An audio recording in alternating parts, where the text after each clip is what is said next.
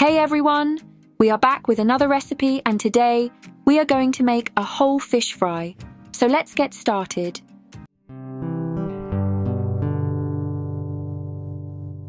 For starters, we are taking a whole fish and 7 to 8 sliced garlic cloves. We'll add about half cup of vinegar to the garlic cloves.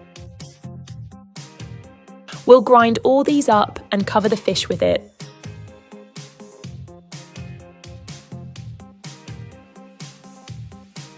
After that, we'll add salt to the fish and make sure to cover the fish from both sides. When it's done, we'll add a teaspoon of carom seeds, teaspoon of cumin seeds, and make sure not to skip any part of the fish.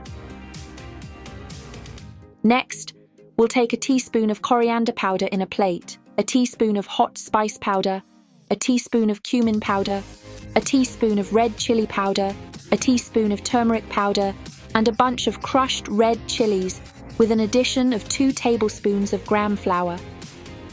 We'll mix all these up and start to marinate the fish.